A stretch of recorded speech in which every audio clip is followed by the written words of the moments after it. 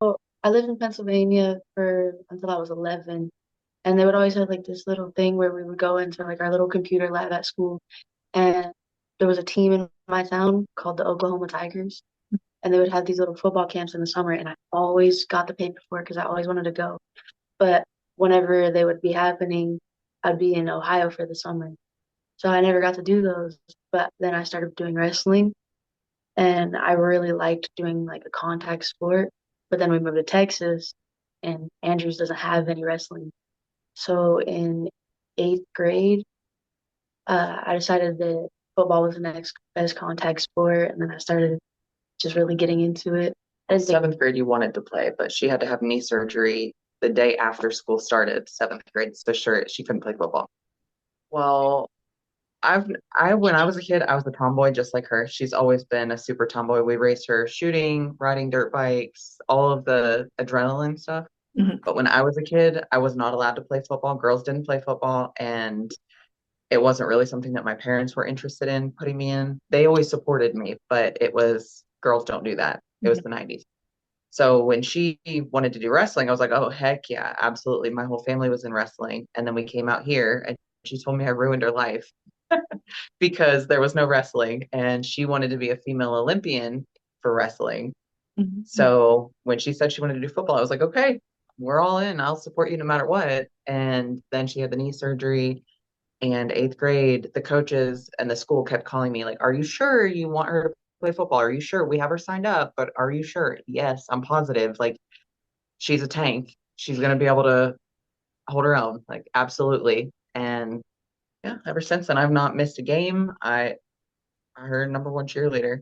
because I had so many people trying to tell me that, oh, you're a girl, like you're not even gonna last out there. You'll probably quit after a week. But if they say that, they're just scared of you. Everyone's gonna be intimidated by the girl that plays football. Like, just go out there and prove them wrong. No matter what any of them say, because the things that boys said to you, the insults, the like talking about her weight, talking about her body, talking about like the what was it? Was it eighth grade when you showed up for the preseason practices and all those boys were saying like that you weren't gonna last, but they were all dropping like flies and then didn't even play football. Ninth grade. Yeah, they couldn't make it through the summer practices and they're all talking about how she wasn't gonna survive it. And then she just kept her head down, kept working hard, and half of those boys didn't even play football that year. See, I put on that uniform and I look all big and scary, and everyone thinks that I'm just like this. They think I'm rude for some reason just because I play football and I'm like strong. But I'm really just nervous, and I'm a nice person. I'll be nice to you as long as you're nice to me. And I give everyone the respect that they deserve. And football's not my only sport. I do powerlifting. I went to states twice for it, and I've gotten, Set the regional bench press yeah, record. set my regional bench press record. I'll add that she is like so sweet and I don't think that she has a mean bone in her body unless someone pushes her, messes with her sister, messes with her friends. But like she always says, I don't have a whole lot of friends, blah, blah, blah. But everybody, I do hair in this small town. Everybody says how much they love Lily Bell, how sweet she is, how respectful, all of her teachers, all of the administration. Like she's a pleasure. The head football coach has contacted me a couple times. What a pleasure she is, what a hard worker she is. Like when it comes to it, if she loves something, she will do whatever it takes to get what she wants. With that team, I really just want to like keep improving to their standards because they run their team completely different than what Andrews ran theirs. I'm learning a whole different offense, and I just want to get good enough to be a starter on that team. Right now, I'm on extra point, but I really really want to be a defensive player for them, and I want to get good enough to be a starting defensive end or a linebacker, and maybe get more recognized out of that. With like, I don't know if there's any bigger leagues or anything for that, but I think that would be pretty cool to go Be on higher the with that. women's national team Mhm. playing around the world because they do offer the women's national team her offensive coach has played on the women's national team multiple times, and so have some of the other women on the team, and they traveled around the world to play football. I couldn't be any more proud. Like this kid started out, she got sick when she was little. She was born with this adrenal disease, and when she was little, she almost died twice. And I thought that that disease was going to end up being what took my baby from me, but it's what's made her so strong.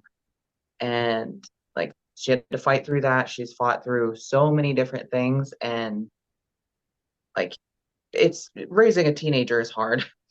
Her attitude sometimes, her mouth, but I could not ask for a better teenage daughter. Like we don't fight. She is such a good kid. And she plays 7 instruments. She plays football. She, has done all of these things. She was in robotics. She's played softball. She did track. She has done so many things, and everything that she's ever done, she has done amazing.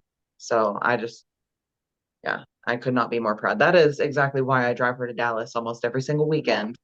I make that trip every single weekend because I know that she loves what she's doing, and I know that it's gonna, stick with her for the rest of her life. Like somebody said something, I would just go work harder on the field and use the bad things that people were saying as kind of like a motivation. The fuel. Yeah, the fuel. And I feel like all three of my parents, well, my mom, my dad, and my stepdad. That sounds weird. Um, I all look up to them in different ways because my stepdad, he's the one that's really helping me with football a lot because he used to play football. But now that he's working away, it's kind of hard for him to help me, but he still texts me, tries to help like with what I need help with. And the minute he gets home, he's working with you as soon as he gets home. Yeah. Like, it was like almost 10 o'clock the one night he got home from Pennsylvania, and we started working on football.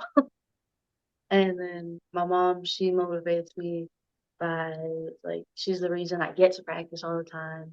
She's the reason I'm even on that team because she posted me on Instagram one time. The WNFC saw, and I got to go to that camp. And then she took me to tryouts. Um, and then my dad, he's also one of my biggest supporters. He's always there. He's always texting me, even if he can't make it to a game.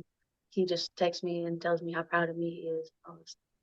She got out there on that field, and I have never seen her put as much energy and effort and strength into what she was doing.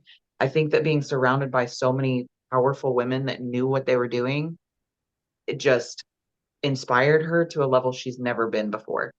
And it was halfway through the combine, a couple hours in, everybody, I hear them saying, like, let's go, Lily Bell, let's go. Come on, Lily Bell. And I'm like, oh my gosh, the proudest moment as a mom is these insanely talented female athletes knowing my child's name, encouraging her. Like, Andrews has been good to her as far as cultivating her skills, but these women treated her with a level of respect that she's never had before instantly. She got out there, and the fact that she was 16 going out there on that field just showed them like she's not afraid. And then the grit and determination that she put into every play that she was doing was just insane. So after that was over, it was like 3 or 4 hours long. After it was over, I go down on the field, and Odessa comes back up to us, and she's like, y'all got to get with Dillo. She's the offensive line coach. You got to get with her, exchange information, because you're going to be hearing from us. Like, we want to work with you. Even if it's just in the off season, we want to be working with you because you have so much potential and skill.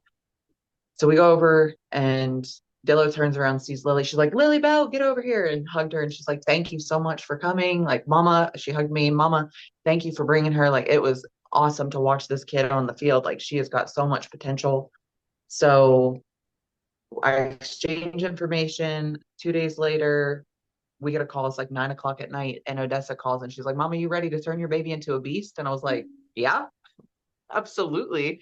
So Lily comes in, and she tells Lily, like, we decided that we want to sign you. We're going to send a contract over. You guys look it over. And if you think that you can get to Dallas for the practices, then you made the team. So, like, tears. So excited, like, so honored that out of all the women that tried out, this sweet, silly, but insanely powerful and talented 16-year-old girl got picked to be an actual elite Spartan.